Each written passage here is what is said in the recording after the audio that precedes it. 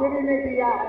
दीदी नीलम आनंद जी एक एक फूलों की दीदी अपने पुत्रवत समान इस बाग के एक एक फूलों की सही माली की तरह निगरानी किया है, खाद लिया है, पानी लिया है, गुरु भाई के जूठे बर्तनों को मला है। जो आदमी साहब के जरा में जा नहीं सकता था उसने उस पदाधिकारी है सोफा पर टांग फैला के बैठ रहा है, गधा के तरह रेंग रहा है। और साहब दीदी सुनते थे आप हम कुछ ऐसा करेंगे कि नहीं, आप हम गुरु भाई गुरु बहन को अपनाएंगे या नहीं अपनाएंगे।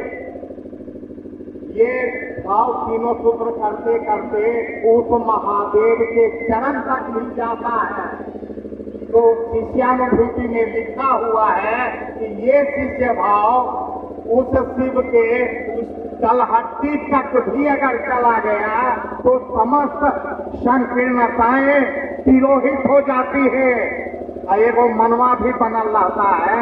और आदमी जब लड़का जब सयाना होता है, शादी ब्याह का अवसर आता है तो सभी चाहता है ना कि इतना सुंदर लड़की से शादी हो कि हेमा मालिनी ऐश्वर्या राय उसके सामने कम में सुंदर रहे। पता नहीं कर्मफल के दायरे में जिसको जो होता है मिलता है, पैसा कौड़ी कमाने के क्षेत्र में जाता है, कर्म क्षेत्र में प्रवेश करता है तो चाहता है इतना कमाए कि टाटा बिरला अडानी अंबानी हमारे सामने फेल हो जाए। जो भी कर्मफल के दायरे में होना होता है। लेकिन जिस किसी ने दीदी शिव को अपना गुरु बनाया, ठोक के न कह सकता है कि गुरु हमने उसको बनाया जिससे उम्दा कुछ होता ही नहीं है। परमात्मा से ऊंचा, परमात्मा से उम्दा हम और आप सोच भी क्या सकते हैं। और उस ईश्वर का हम काम आ जाएं, उनका काम कर पाएं, इससे बड़ा बात इस मानव जीवन में और क्या हो सकता है। आम का आम और यहाँ गुठली का दाम है। इस अति सुअवसर का गुरु की दया से लाभ लेना चाहिए। इसी के साथ आप सबों के चरणों में मेरा प्रणाम। आप सबों के साथ साथ साहब दीदी जी के पावन चरण कमल में मैं अपना नमन निवेदित करता हूँ।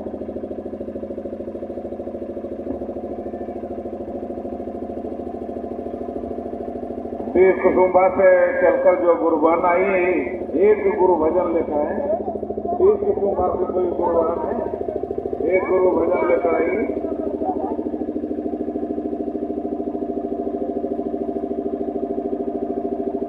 नहीं है।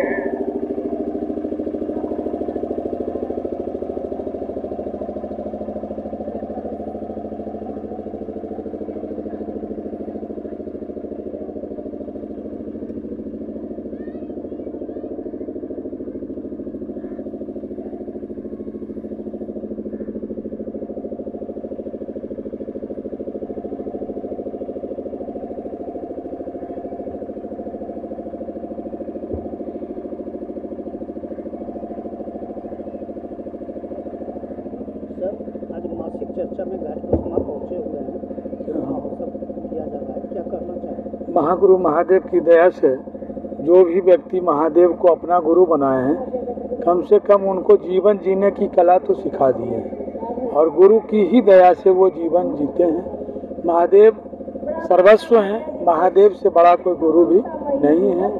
ये हमारे जीवन में और जिन्होंने बनाया उनके जीवन में बहुत बड़ी बात है। महादेव की दया से ही हम लोग आगे बढ़ रहे हैं। मुकेश कुमार, ग्राम रमनूविखा, शेखपुरा जिला। आज मासिक चर्चा के अवसर पर आप मौजूद हैं, क्या करना चाहिए? देखिए, मासिक चर्चा करने का एकमात्र उद्देश्य है कि क्षेत्र में जो हम लोग सभी भाई बहन मिल बैठ करके अपने गुरु शिव की बात करते हैं, तो कहाँ किस स्थिति में शिव को गुरु मनाने के बाद लोग चल पा रहे हैं, उनकी स्थिति क्या है, सचमुच में उनको महादेव से प्रेम हो रहा है कि नहीं हो रहा है, ये सभी बातों पर हम लोग आपस में बैठ करके विचार करते हैं। किस गांव में शिव गुरु की चर्चा चल रही है, नहीं चल रही है, कितने लोग शिव शिष्य हो रहे हैं, इसकी क्या अवस्था है, ये सारे बिंदुओं पर बैठ करके हम लोग अपने भाई बहन में महादेव की दया से विचार करते हैं। और साहब श्री हरिदानंद जी ने जो 3 सूत्र दिया है इन 3 सूत्रों को जनमानस के एक एक लोगों में फिरने का जो हम लोगों का संकल्प है कि एक एक लोग शिव के शिष्य हो जाएं, इसी विषय पर मासिक चर्चा में बैठ के हम लोग बात करते हैं ताकि जन कल्याण हो, एक एक लोग शिव के शिष्य होकर और अपनी यात्रा को वापसी कर पाएं, जिस उद्देश्य से संसार में आ पाए हैं उनकी यात्रा वापिस हो जाए। इसी उद्देश्य से हम लोग गांव-गांव, गली-गली, मोहल्ले में मासिक चर्चा, सप्ताह की चर्चा, सारी चर्चाएं किया करते हैं। मेरा नाम नवीन कुमार है, नालंदा से मैं आया हूँ।